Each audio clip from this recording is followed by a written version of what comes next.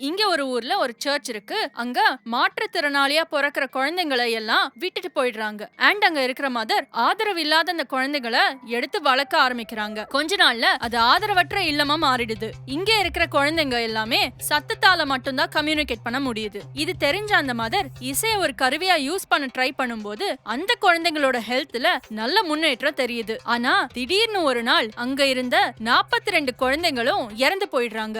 அந்த மதரும் கோமா ஸ்டேஜுக்கு போயிடுறாங்க. 34 வருஷத்துக்கு அப்புறம் அங்க வர ஒரு டாக்டர் இந்த மதரை நல்லா கவனிச்சுக்கிறதுனால நினைவை திரும்புற மாதிரி இருக்கிறத பார்த்த சீஃப் டாக்டர் மயக்க ஊசி போட்டு மயக்க நிலையிலேயே வைக்க சொல்றாரு. ஆனா முடியாதுன்னு சொன்னதுனால அந்த டாக்டரை வெளியே அனுப்பிடுறாங்க. அதுக்கப்புறம் அவங்கள பாத்துக்க அப்பாயிண்ட் பண்ண 3 டாக்டர்ஸும் அவங்கள ஆய்வு செய்ய யூஸ் பண்றாங்க. அண்ட் இதனால அவங்க இறந்தும் போயிடுறாங்க.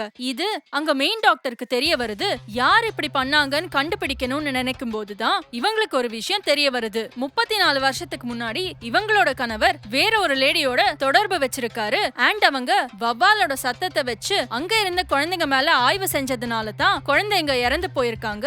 இது தெரிஞ்ச அந்த மதர் அவங்க கிட்ட கேக்கும்போது அந்த லேடி மதரை அடிச்சு அவங்க கோமாக்கு போயிருக்காங்க. இப்போ அந்த டாக்டர் இந்த மதரோட ஆவி ஆசிரமத்துல இருக்குன்னு தெரிஞ்சு அவங்க பாடியை அந்த ஆசிரமத்துக்கு கொண்டு போறாங்க.